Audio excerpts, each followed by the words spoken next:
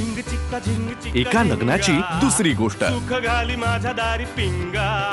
घनाचा राग तू माझ्यावर काढतीयस, पण हरकत नाही, मी तुझा बाउन्सिंग बोर्ड बनायला तयार आहे राधा. ए मानव, नको नको रे, मला बोर करू प्लीज प्लीज नको, मी जाते आता प्लीज. तू हे सगळं विषय टाळण्यासाठी बोलतीयस राधा, पण तुझ्या डोळ्यात न आलेले अश्रूही मला दिसतात. हो, कमाल आहे. माझ्या डोळ्यात जे अश्रू आले नाहीये ते तुला दिसत आहेत. घड्याळात काटे आहेत ते चालत नाहीत. बदलायला लागेल मला, घड्याळ बदलायला लागणार आहे. घड्याळ नाही, गणेशा मी निघाले ऑफिसला.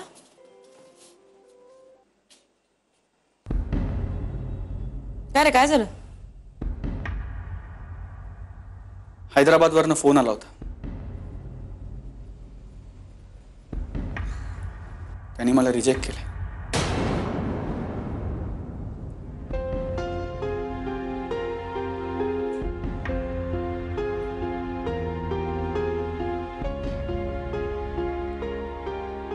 सॉरी यार, काही कारण सांगितलं का त्यांनी? त्यांनी नाही सांगितलं हे पुरेसं नाही का?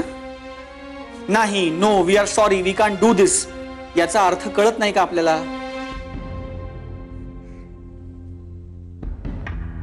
ठीक आहे घनश्याम, असं होऊ शकतं. बिग डील, एक संधी गेली. शट अप या. इट्स ओके, बिग डील असं होऊ शकतं, एक संधी गेले. आय एम टायर्ड ऑफ दिस. गेली 15 वर्ष मी हेच सगळं ऐकतोय. आधी असं व्हायचं ना तर मला वाटायचं की नाही, मी माझं प्रिपरेशन कमी पडलं, पण not this time. Not this time यार, नॉट दिस टाइम. आणि ते कंपनीवाले मला सांगतायत की नाही, युअर क्वालिफिकेशन इज एक्सलंट, तुम्ही आम्हाला प्लीज जॉईन करा, फक्त तुम्ही आमच्या इंडियन सबसिडरीला जॉईन करा, आम्ही तुम्हाला अमेरिकेला पाठवू शकत नाही.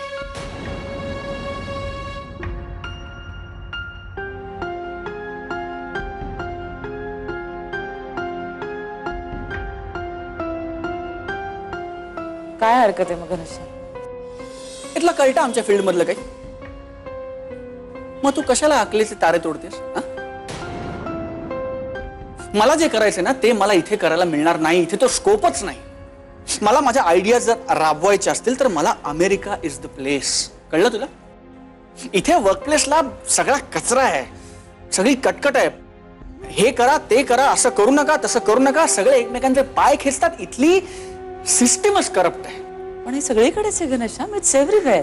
तू गप्प बस ना. मला तुझा उपदेश नकोय, मला तुझा उपदेश नकोय. कळलं तुला? माझा मूड नाहीये. मी उपदेश देत नाहीये घनश्याम, मला असं वाटलं की बोलल्यावर तुला हलकं वाटेल म्हणून मी बोलते.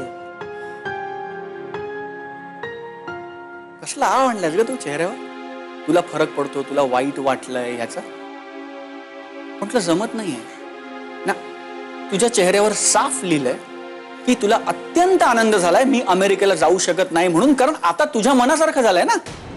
माझ्या मनासारखं? तुझ्या आणि घरच्या सगळ्यांच्या, तुमच्या सगळ्यांची इच्छा होती की मी अमेरिकेला जाऊ नये, आणि त्यासाठी तुम्ही सगळ्यांनी काय काय केलं. मी येस, तुमची इच्छा होती की मी अमेरिकेला जाऊ नये म्हणून मी अमेरिकेला जाऊ शकत नाहीये. कळलं? It's too much Ghanshyam. असं कोणाला तरी वाटतं म्हणून तू अमेरिकेला जाऊ शकत नाहीयेस का?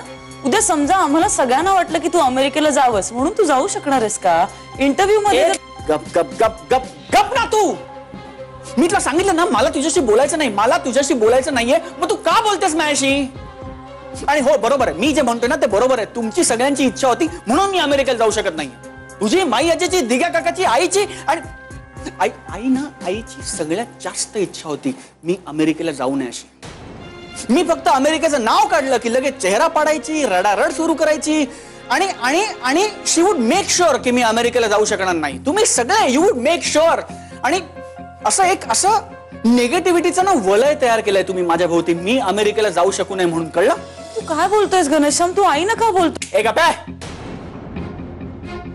मी तुला ह्याच्या आधी 10 वेळा सांगितलं, आता शेवटचं सांगतोय. माझ्या आईशी कसं बोलायचं आणि काय बोलायचं ही अक्कल तू मला शिकवायची नाहीस. मुळात आई या विषयावर काहीही बोलायचा तुला अधिकारच नाही. So you just shut up.